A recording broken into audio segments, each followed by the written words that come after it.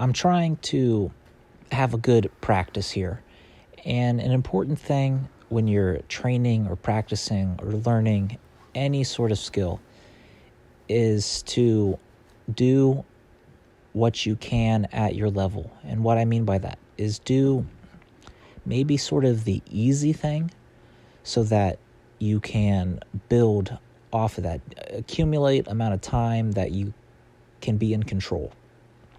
This here is a good example. I can hang with control. This level is not so difficult.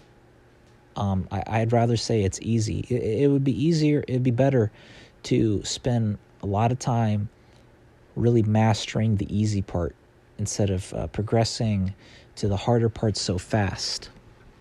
There's a saying, though, that you can either practice slow and learn fast, or you could practice fast and learn slow. Here, doing some calf raises just for the hypertrophy kind of boring parts. So just, leave a like here, leave a comment, subscribe. That helps out the channel. I'm almost monetized on YouTube here, so that's good. But back to finding the right progression and learning any sort of thing. I'll give a few examples starting off with fitness. When it comes to handstands, you want to do a progression. Even if you can, sometimes hold a handstand for 3 or 5 seconds, you're probably better off holding an easier progression that you can hold for 30 seconds or so. When it comes to learning, when it comes to building the skill or learning any sort of thing, when it comes to building strength, sometimes it is slightly different. This is for learning. Learning has some positive transfer from fitness to any type of learning has some similarities.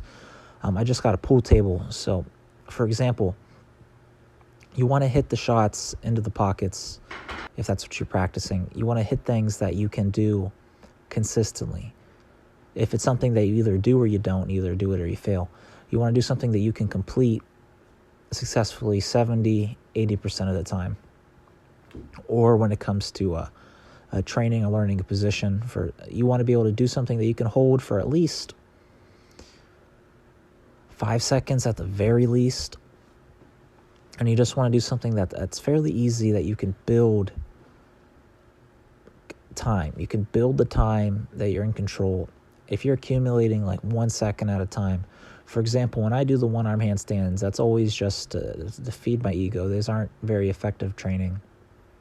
I'll just flag off and do the one-arm handstand just because it's just very fun.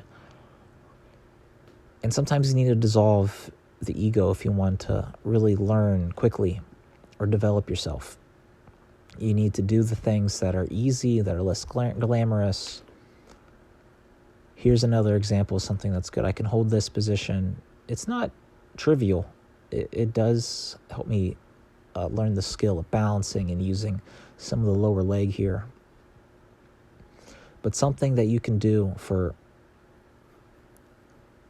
at least 10 seconds, about 10 seconds, at least 5, and preferably like around 30 seconds. When it comes to the fitness, if it's something else like, sales or whatnot, you want to just build things in control. Don't just randomly talk to your client and just try to I guess the first step could be just ask if they want to buy or whatever. But you want to be in control. You want to get to your script or your guideline, whatever it may be. If you want to start off being able to introduce yourself with clients, and then start off being able to talk about them and what their needs are, and then eventually be able to sell your product to them.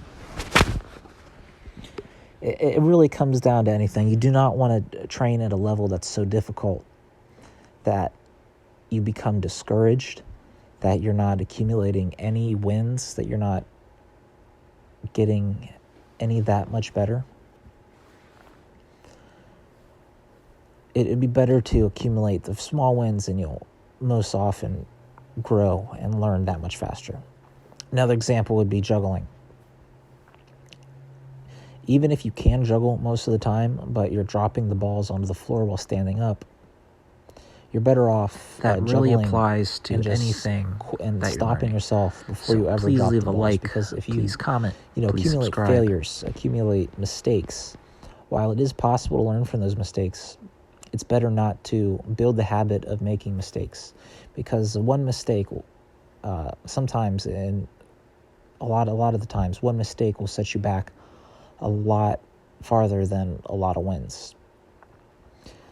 One mistake in training could be injuring yourself very bad. You do not want to injure yourself. That'll set you back a lot. You could, be making some mistake. Another sales example would be if you make a mistake with the client that just shuts them off to you completely, it would be better off just slowly building up that you can introduce yourself instead of, going through, let's say you have a script, and